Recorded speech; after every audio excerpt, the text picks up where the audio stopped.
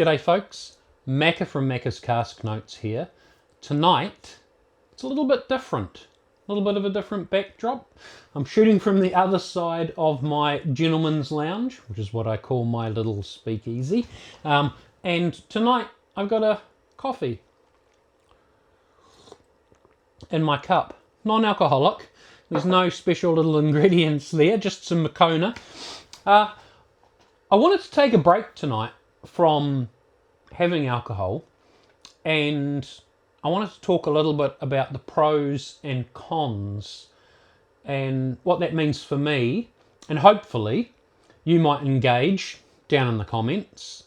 Give me a like and a subscribe, by the way. But hopefully you might engage afterwards and tell me about your experience with alcohol, positive, negative, whatever it might be. Here in New Zealand, there's significant harm caused by alcohol consumption. Typically, people overindulge, they get into trouble, causes fights, it causes family violence. It's a big problem here in New Zealand, and I know a significant number of police call-outs are alcohol related. It's a high number. I haven't researched what it is, but I know it's very high. Like, it might be 1 in 5 or so, I don't know. It's a very high number. So how do you feel about that? How do you moderate your drinking? Do you moderate it? Do you overindulge? I'll talk about myself personally. Personally, I can have one drink. I can have 2 drinks. It doesn't have to escalate into 10 or 12 drinks. And in fact, I don't ever go that far. Me personally, I can stop very early on, and I never lose self-control, which is really, I think, is a critical thing about drinking alcohol. If you're drinking to the point where you're losing self-control, again, my opinion, too much. If you've lost self-control, if you become a different person than you normally would be, then that's just simply too much. Interestingly enough, the Bible of all things has a lot to say about the pros and cons of alcohol, and whether you're religious or not doesn't matter. There's wisdom in a lot of the literature that's within the Bible. In the Old Testament, there's things that talk about wine being a mocker and strong drink being a brawler. So in other words, bad things. It talks about people being addicted to too much wine means you'll stay poor. But then on the other hand, in the New Testament, Jesus turned water into wine, and it was the best wine. So this wasn't some non-alcoholic grape juice. This was the best wine. This definitely had an alcohol factor. It was at a wedding. They were enjoying a celebration time. People were having fun.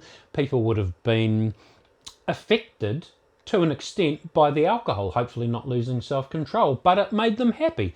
It made them relaxed, which is what it does. It talks, and I'm pretty sure it's in the book of Timothy, it talks about taking a little bit of wine for your stomach's sake.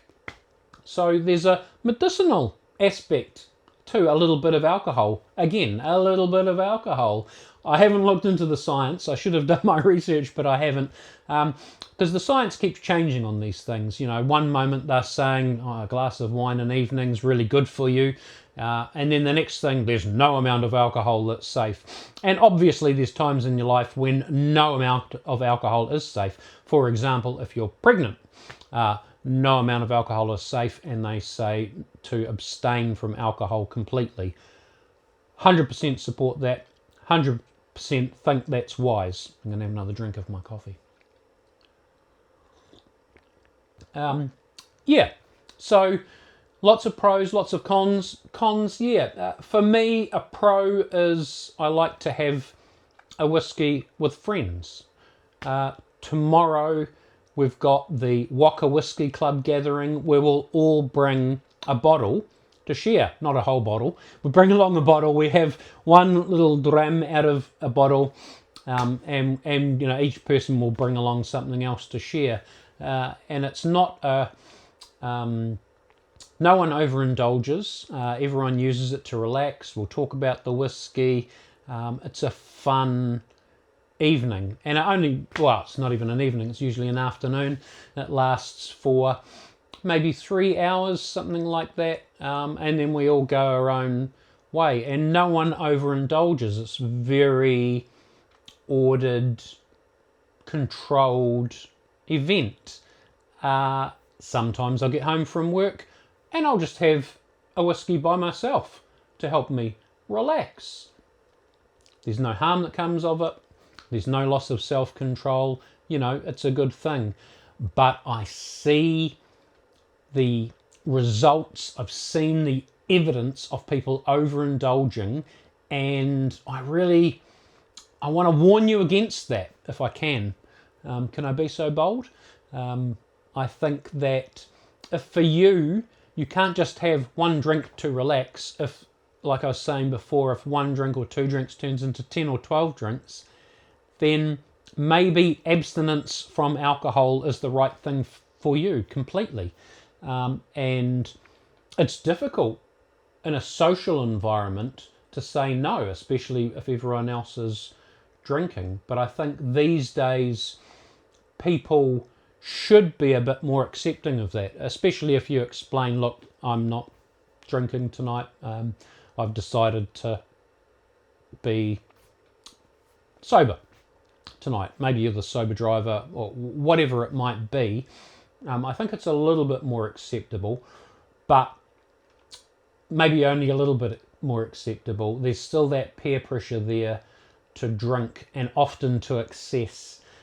People will preload and then go out and drink even more and end up getting into trouble. I know that from going out in the evening into Wellington CBD, you see the results of overindulgence, and next minute someone's laying in a gutter covered in their own vomit or whatever it might be, and it doesn't turn into a good evening. So there's that damage aspect to it. I genuinely want to know how you feel about it. Are you able to have one drink? Does it escalate for you? How do you moderate what you drink? Do you specifically make a plan? Right, I'm only going to have 2 drinks and then that's me, cut off. What do you do? Look, I've got a very close mate, a new mate at the moment, who actually wrote a book on the subject of drinking too much. He got into an accident and was in a really bad way, and he wrote a book about this, which I've got sitting over here somewhere. I've only just thought about it just now as I've been talking.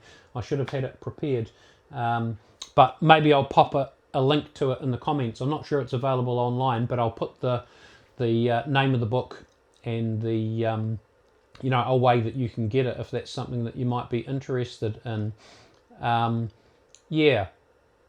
There's damage that can be caused from drinking, but on the other hand, there can be a lot of pleasure, a lot of enjoyment, a lot of social interaction, mental health. We haven't even talked about mental health yet. I haven't dropped the mental health thing yet. People's mental health suffers in a harmful way from drinking. But on the other hand, if you're getting together with close mates and you're just having 1 or 2 drinks and it's helping you to relax, and you're talking about things that are affecting you with mates, that's got to be good for your mental health as well.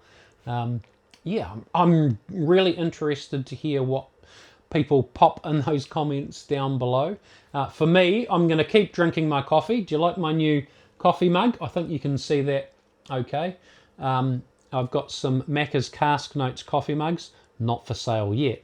But hey, again, chuck in the comments. If you want one of these bad boys, maybe I can start producing them and I can hook you up. Anyway, as always, slanger and be good to yourself.